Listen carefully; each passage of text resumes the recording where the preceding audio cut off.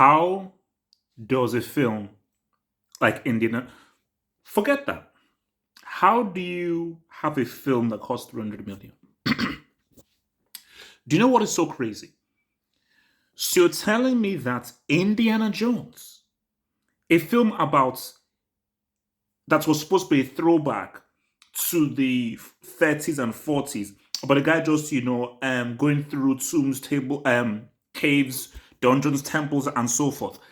That cost 300 million. But guys, have you seen the stakes of Infinity War? Guys, have you seen the level of computer effects on Thanos? So how does something like Infinity War and Endgame, specifically Infinity War, cost less money than Indiana Jones? And then when you think about it, you say to yourself that you look at the whole de-aging effect that was used. And you see, for me, I'm boycotting it because after Crystal Skull, I was like, okay, this is done. This is done. And when I saw this trailer, I was like, okay, yeah, Indiana Jones is finished. It really is just those three films. I'm not coming. Crystal Skull was such a bad experience that I'm like, just let it go. Let it go, bro. Let it go. And because I've seen the reviews, I've looked at the spoiler reviews and everything because I'm never going to watch it. And the stuff I hear that happens at the end, I'm like, are you kidding me? But you see, this is just like part of this larger issue here. And it's about where movies are right now. Take for a good example, Joker. Joker cost how much? 30, 40 million? Made a bill. This notion of you need to spend crazy amounts for a film is stupid. But let's use Indiana Jones as an example. Indiana Jones was built on practical effects. Practical effects take a lot more time, a lot more work. You have to have much more expertise involved. But practical effects are cheaper than CGI. When you're using computer effects, high-end computer effects, those will always cost a lot more than practical effects where you now have to be a lot more creative with dealing with the physical world. But if you're not having to hire these top-end committers, top-end animation studios, they're going to charge you a premium price based on what you're asking them to do. Hence why to develop Thanos was so expensive. So, but my thing though is for Indiana Jones. First of all, we don't need him to be de-aged.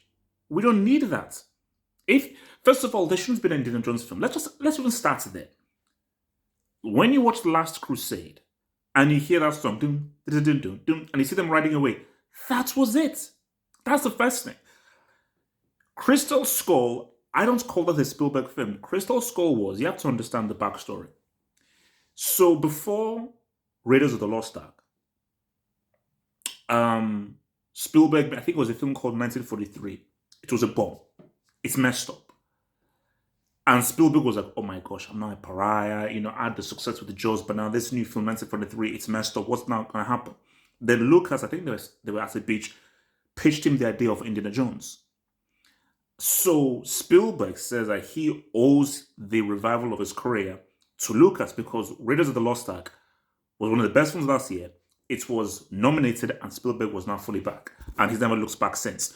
So Spielberg did Crystal Skull just as a solid to Lucas. That was fully Lucas's idea. With the aliens and so forth, that was Lucas's idea. And Spielberg Spielberg didn't want to do that. There was actually another better idea. It was like, okay, fine, Lucas, he did this, okay, whatever. And him and Harrison Ford went along. But after the debacle that was Crystal Skull, that should have been it. It's what I'm to understand. James Mangold, with all due disrespect, you are not Spielberg. You'll never be Spielberg. If Spielberg isn't directing Indiana Jones, no one else can. Because Indiana Jones is Spielberg at his peak. Last Crusade, Temple of Doom, and Raiders of the Lost Ark, that is peak Spielberg. So, James Mangold, you think you can compete with peak Spielberg? So, because the benchmark is so high, the filmmaking quality of the three Indiana Jones films, they're of such a high level, you can't compete. So for me, because I've got such a high benchmark for Indiana Jones based on just the high level of filmmaking, I ain't getting some cost-rich crap. And when I look at that trailer for Indiana Jones and the Dial of Destiny, I'm like, no, it looks garbage compared to the three films, which is what, because I don't count Crystal Skull as an Indiana Jones film. So compared to those three films, it's freaking garbage. But my thing though is, this now goes to Kathleen Kennedy. How are you whether you're calling it reshoots or changing directors, The moment it is getting towards 200 million, scrap it. Say, all right, pull back. Because in today's day and age, you are not going to make your money back. Because if it's 300 million production budget, 100 mil for marketing, maybe even more. So we're not talking about 400 mil as a total. So to break even, you need to make 400 mil. To make a profit, you need to now make upwards of 800, 900 million to make a profit. Indiana Jones is going to cap off at maybe 300, max 400. Max that movie, Indiana Jones is not making more than 400 worldwide. It just ain't. It just ain't. Specifically when you keep in mind that Barbie and Oppenheimer are coming through, it makes no freaking sense. So it's just so sad because I, like many people around my age, Indiana Jones was such a big film and was such a massive part of our childhood. And to just see just how much it's going to just fail completely box office wise and just the stupidity of guys in charge. I'm like, what is this? Because even when I was just watching the reviews, I was like, I just have to shake my head. I'm like, I'm so glad I didn't go to the cinema to watch it because I'm like, the stuff people are saying, it sounds worse than Crystal Skull. From the stuff that people are saying, it sounds worse than Crystal Skull. Because you see, people say, okay, you should go and judge for yourself. No. 9.9 times out of 10, a trailer pretty much is telling you what the film is. The trailers for Indiana Jones have been garbage.